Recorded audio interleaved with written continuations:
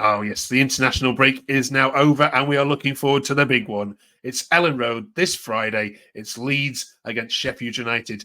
It's the Bogle Derby, of course. We have got Charlie here to look ahead and preview the game with us as we preview one of the most exciting games, hopefully, there's going to be this season in the Championship. Leeds against Sheffield United, it's our preview.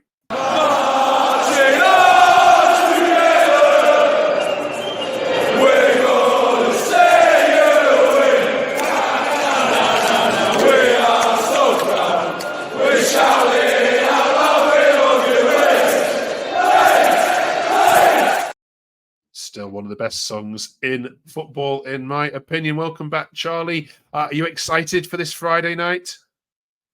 Yeah, to me, it's a huge game. I must not lose. I have to be honest with you. It's the sort of game we're at home and we could get done on the counter and things like that. So I seem to have the opinion that we might be a better team away from home, but we need to really go for it because getting a win would really set a marker down. Because Sheffield United are going to be big rivals, I think, this season. It's all set up, isn't it, for a Bogle 90th minute winner against his old side. The United fans said that they would probably applaud him away, but of course he's your player. How's he done for you overall since he started? He's very good going forward. It's the defensive side of things. He started off quite rocky, but he hasn't been too bad the last while. But his defending at times can leave a lot to be desired. So needs to brush up on that a bit. But certainly going forward, he's nearly like a right winger when he joins in. Okay. All right, let's have a look at the side then and get your view on who starts and who doesn't. Now, of course, we're not sure about injuries from international break at this point, but this was the side that started against Sunderland 2 weeks ago. I want to, of course, go back and ask you about your goalkeeper position. You wouldn't change that against United, no? No, I don't think the manager will change it. But I mean, if it's my opinion, I definitely wouldn't change it. There's a lot of making up to do for that. But the Sheffield United midfield is very dynamic. Of course, you've got Hamer in there. You'll have Callum O'Hare, of course, in there. Raksaki, of course, who scored 2 against Luton, has been phenomenal. So, do you need to make any changes in your midfield to accommodate your opposition this week? We haven't really got anybody. Our two central midfielders are now out. Grueff, since we last spoke, he's out for the season, and Ampadu won't be back until another month or two. So we don't really have anybody else to bring in. So I think what you're looking at there is probably what you're going to get.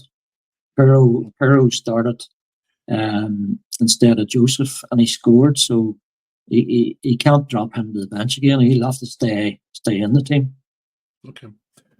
And finally, I just wanted to talk to you about your fixtures because we've now got 6 games before the next break, and you've got home games or double home games now against Sheffield United, then Watford. You've also got a home game against Wayne Rooney's Plymouth, and then some tricky away ties against Bristol City, a midweek one against Millwall.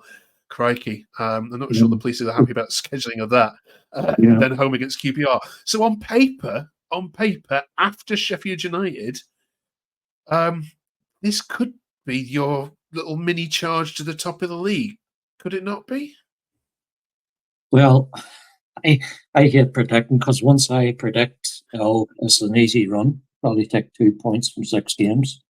But we have to start picking up 3 points in games where we're getting 1. Otherwise, we're going to drop out of the top 6, and we need to stay well in the top 6 to have a chance. Because of our record in the playoffs, we have to finish in the top 2. Otherwise, we're doomed. The playoffs has never been a pathway for us to get into the Premier League. So if we get into the playoffs again this year, well, I have no confidence at all. But top two we'll have to finish in the top two. Okay. Let me ask you, after the Sheffield United game, it'll be 10 games, and everyone says after 10 games we can start making predictions. So, okay, I'm going to ask you, Charlie, straight up, where will Leeds finish based on what you've seen so far? Second. To Sheffield United? I don't know, but I actually think we could win the league, but I think we'll definitely finish in the top two. And that's being optimistic for me, let me tell you. All right. And finally, about atmospheres, we asked you, we said we're talking about atmospheres this week with you. The Ellen Road crowd has come in for some criticism this season for being quiet. How have you found it, and what needs to change, if anything? Well, our home games, obviously, we only drew with Portsmouth, and we